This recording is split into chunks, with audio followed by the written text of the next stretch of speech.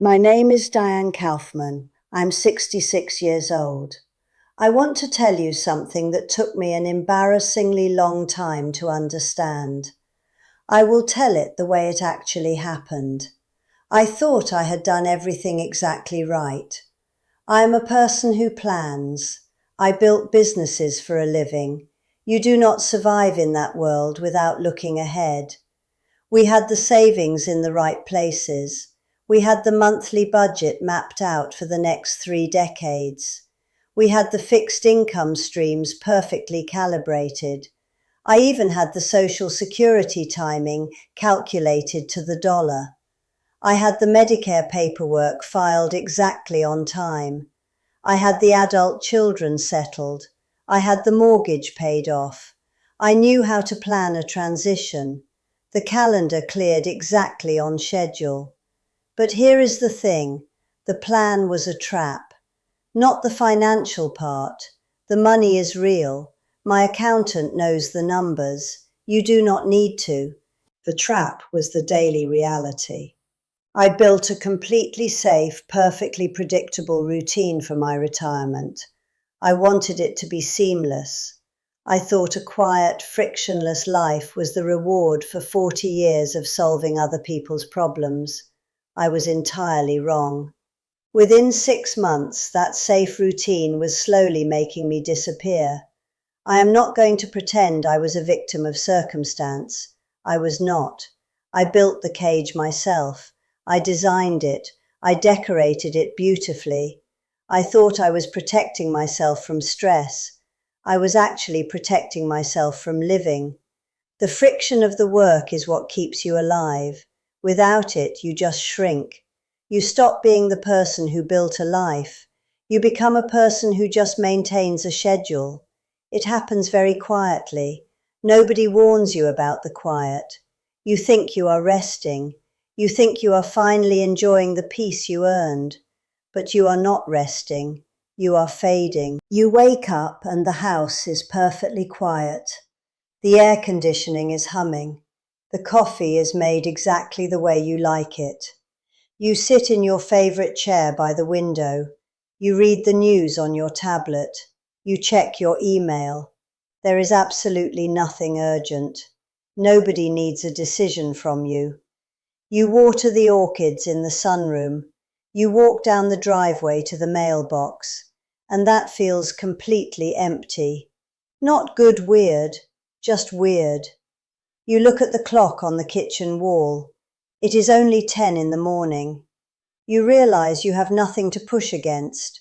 There is no resistance anywhere in your day. There are no problems to solve.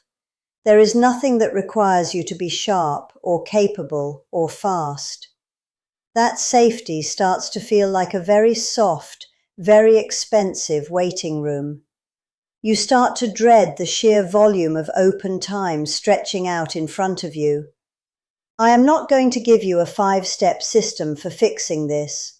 I don't believe in them. I've tried them. I am just going to tell you what happened and what we figured out. There is a version of this story where I look entirely competent and in control. That is not the one I am telling today.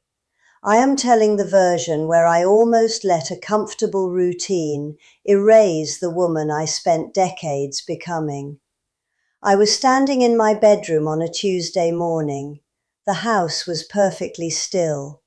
I was dressed in a tailored navy blazer. I wore good wool trousers. I put on my best leather shoes. My mother always said you dress for the problem you are solving. She was elegant without effort. I always had to work at it. She never understood why. But I was dressed to solve a massive problem that morning. I had my leather briefcase sitting on the bed. I checked my watch. I smoothed the lapel of the blazer. I walked out into the main hallway. The light was coming through the large windows. Richard was sitting at the glass table. Richard is my husband.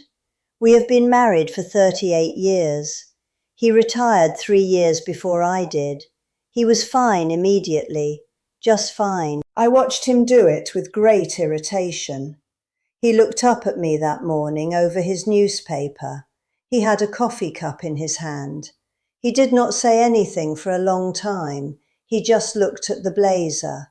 Then he asked very quietly where I thought I was going.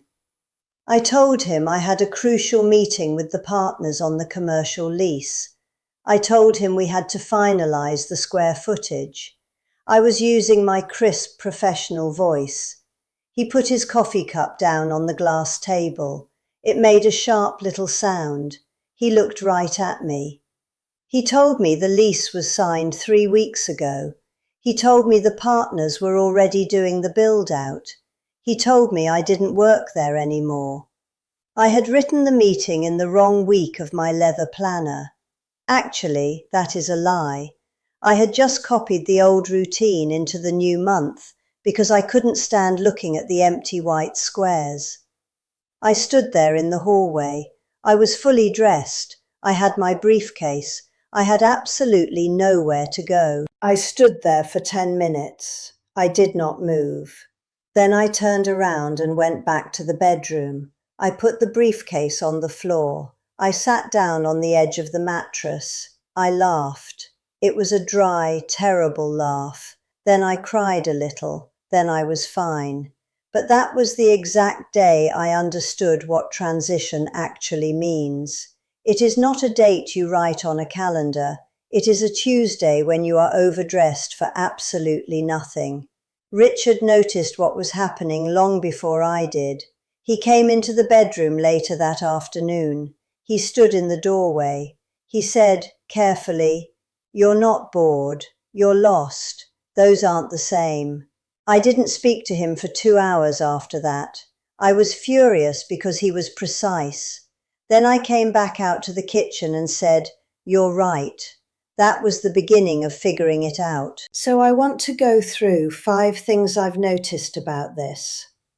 Things about how quickly a safe routine turns into a velvet trap. Things I wish someone had told me before I packed up my office. I have earned the right to not know all the answers. But I know what happened to me. I know the difference between stopping because you are finished and stopping because you have decided you are done. I wanted the second one. It took considerably longer to get there than I expected. The first thing I noticed was the absolute danger of eliminating all inconvenience. I spent my entire career managing crises. I built things in layers. I worked for other people in my 20s. The worst boss I ever had taught me the most. I've never told him that. I built a service business in my 30s. It was unglamorous and it worked. I ran it with 1 assistant, then 3, then 12. It was the kind of business that doesn't make headlines but makes money. Then I sold it.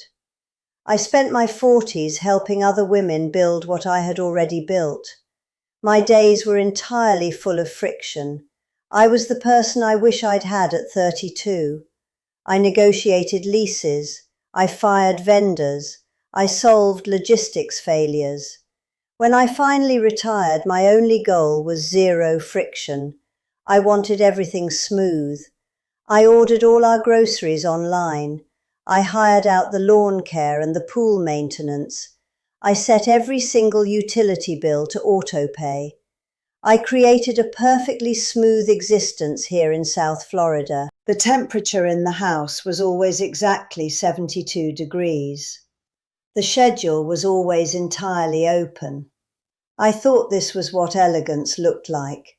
I thought it was the ultimate luxury. But my grandmother came to this country with a cardboard suitcase and a specific opinion about how a woman should carry herself. I think about that often. She didn't avoid friction. She managed it. She survived it. Then a late summer storm hit the coast. It knocked out the power grid in our neighborhood for 4 days. Our backup generator failed to start. We had to manually clear heavy oak branches from the brick driveway ourselves. We were covered in dirt. We had to walk a mile to a neighbor's house just to borrow a portable camp stove. We were sweating constantly. We were physically exhausted. Our backs ached. The house was 90 degrees inside. And Richard would say, I was in the absolute best mood I had been in for a solid year. He was entirely right. I felt useful again. I was solving a tangible, real problem. I wasn't just managing my endless leisure time. I had a task that actually mattered to our survival, however minor. That is when I figured out that a life with zero friction is a life with zero traction. You slide right through it without leaving a mark. You need a little gravel in the gears to feel like you are moving forward.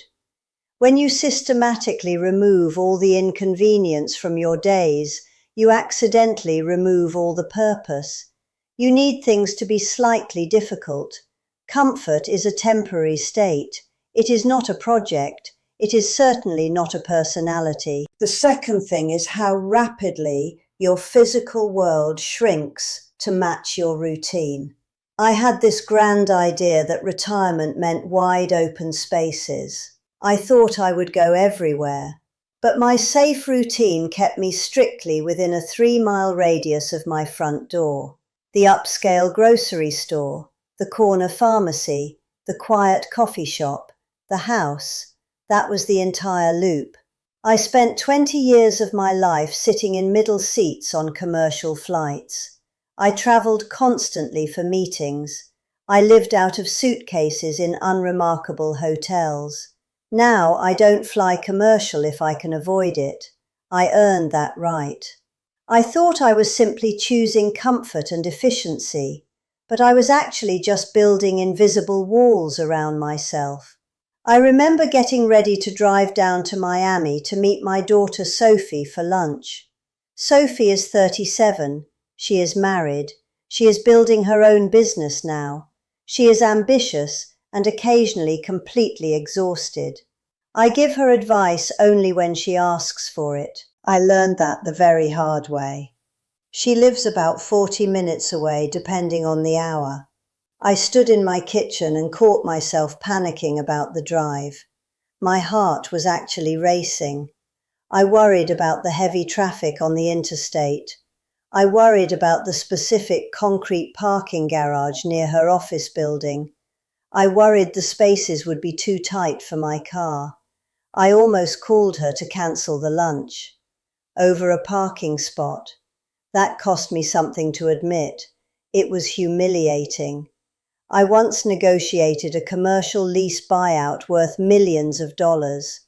I used to walk into boardrooms full of men who desperately didn't want me there, and I took their money anyway. There weren't many of us in certain rooms back then. I remember exactly which rooms. I remember exactly what it cost to stay in them. And now I was getting outsmarted by a concrete ramp in a municipal parking structure. I was terrified of a Tuesday lunch hour. That is when I figured out that your confidence requires daily exercise. It is a muscle. If you only do easy, highly predictable things, your capacity to handle the unexpected just completely atrophies. I thought I was fiercely protecting my hard-earned peace. I wasn't protecting anything. I was just making myself incredibly fragile. I had deliberately traded a massive, complicated, vibrant life for a very small, very safe one. I missed things when I was working. I was traveling when Sophie's middle school play happened.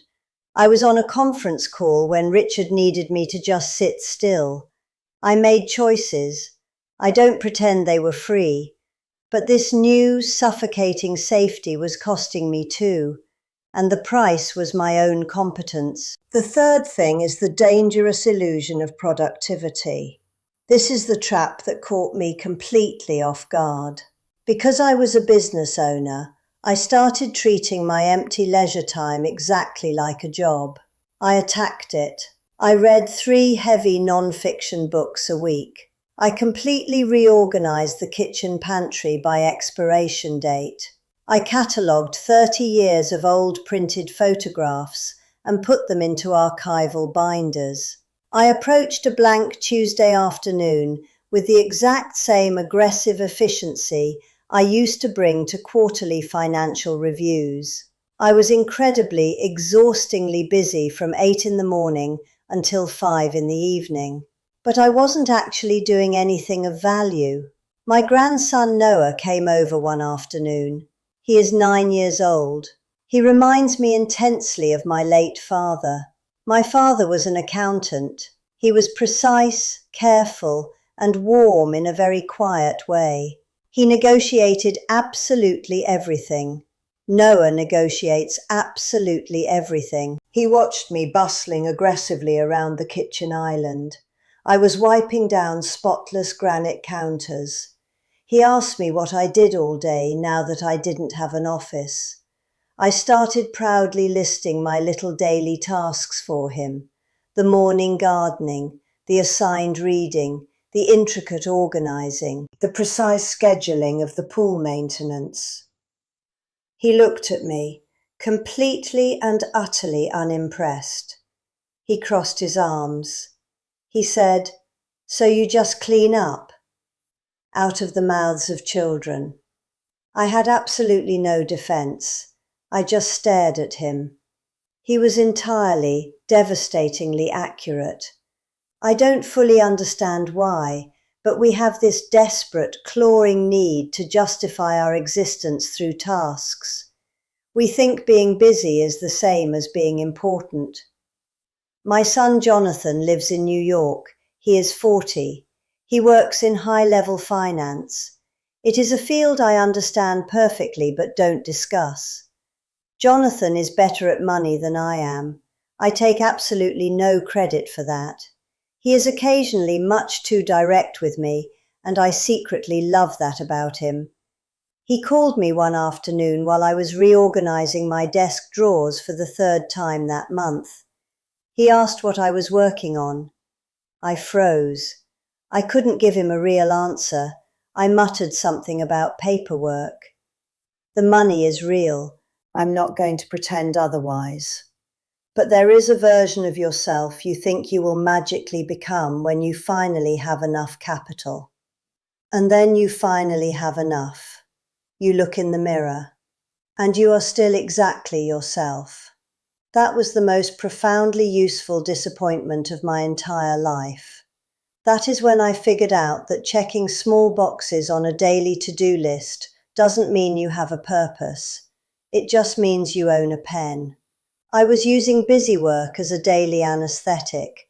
I was trying to numb the terrifying feeling of being completely untethered from the world.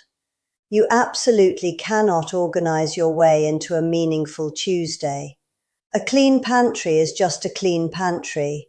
It is not a legacy. The fourth thing is how safety actively prevents you from failing, which actively prevents you from living. When I was 44 years old, I made a major business decision I absolutely shouldn't have made. I partnered with someone I should have looked at much harder. I ignored my own instincts. I lost 2 full years of my life and a significant amount of money, more than I am going to say on camera. It was devastating. Richard said exactly 4 words when I finally sat down at the table and told him the reality of the numbers. He looked at the paperwork. He looked at me. He said, "Okay, now what?"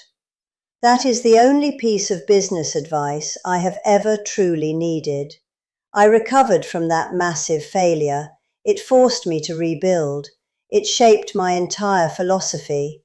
But in retirement, I designed a daily life where failure was mathematically impossible. I didn't try to learn a new language because I knew I might be bad at the pronunciation. I didn't take up a new hobby because I absolutely hated the idea of looking foolish in front of strangers. I only did things I already knew exactly how to do perfectly. I read authors I already knew I would agree with. I cooked elaborate meals I had already cooked flawlessly for 20 years. It was perfectly, seamlessly safe. And it was incredibly numbingly boring. Everyone loves to talk about building things, Nobody ever talks about what it is actually like to hand the keys to someone else and watch them run it differently. I thought walking away from the business would feel like pure relief. It did, for about 3 weeks, and then it felt like something I still don't have a clean word for. It was not grief. It was not regret. It was something much quieter and heavier than that. It was like standing alone in a large room after everyone else has left, and realizing the room used to be yours, and now it entirely isn't. I realized I deeply missed the feeling of being bad at something. I missed the sharp frustration of the learning curve. My granddaughter Claire is 6 years old. She is going to be either a high-powered lawyer or a massive problem for society, possibly both. I sat on the rug and watched her try to build a tall tower out of wooden blocks. It wobbled. It fell down. It crashed loudly on the hardwood floor. She screamed in sheer, absolute frustration. Her face turned red. Then she picked up the blocks and fiercely built it again. I watched her little hands. I realized I hadn't let my own tower fall down in over a year. I hadn't risked anything. That is when I figured out that if you surgically remove the possibility of failure from your life, you also remove the possibility of surprise. You stop growing the exact day you stop risking your own dignity. Being genuinely bad at something new is the only way to prove to yourself you are still alive. Perfection is a museum piece. The fifth thing is the profound isolation of the perfect, unbroken schedule. When you successfully control every single minute of your day, you accidentally lock out the entire world. I had my morning walk precisely at 7. I drank my coffee precisely at 8. I did my reading precisely at 9. It was a flawless mechanism, but it left absolutely zero room for human collision. I wasn't bumping into random people anymore. I wasn't having those messy, unplanned, awkward conversations that only happen when you are forced to share physical space with strangers. Richard let his schedule be completely messy. He is the kind of man who has always known exactly who he is. That used to deeply frustrate me when I was climbing the ladder. Now I consider it one of his absolute best qualities. He joined a local community zoning board. He comes back to the house with absurd stories about people I don't even know. He complains bitterly about the endless committee meetings. He gets incredibly annoyed by the trivial local politics and the arguments about fence heights. But he is engaged. His eyes are bright. He is in the mix. I kept my own schedule absolutely pristine, and my pristine schedule was incredibly, silently lonely. Richard and I built our entire marriage around two people who were both very busy elsewhere. Now we have to build it around two people who are constantly here. That is an entirely different project. It requires patience I didn't know I lacked. My mother used to say that a beautifully decorated house without guests is just a museum. She managed to run a busy household on very little money. She raised 2 difficult children, and she always looked like she had enjoyed a full night of sleep. I have had all the massive financial resources she never had, and I have rarely managed to look quite as composed as she did. I had turned my current life into a silent museum. Everything was perfectly curated, everything was dusted, and absolutely nobody was allowed to touch the exhibits. That is when I figured out that extreme efficiency is the natural enemy of human connection. People are deeply inefficient. Relationships constantly interrupt your plans. If you build a daily routine that perfectly protects you from all interruptions, you are building a routine that perfectly protects you from life itself. You have to force yourself to leave the door cracked open. You have to let the unexpected walk in with muddy shoes. I know the fundamental difference between actually moving forward and just standing still while looking forward. I am trying very hard to actually move. I am not going to sit here and tell you I have it completely sorted out. I don't. The problems just look slightly different in a nicer setting. They are still the exact same human problems. Some days I still catch myself treating a simple trip to the local post office like a major strategic corporate initiative. I catch myself trying to optimize my leisure time, but I am slowly letting the polished edges get a little rougher. I am deliberately letting the pristine routine break. I say yes to random things that completely ruin my perfect morning schedule. I let the calendar get messy. It is definitely less comfortable. It is objectively less efficient, but it is entirely more real.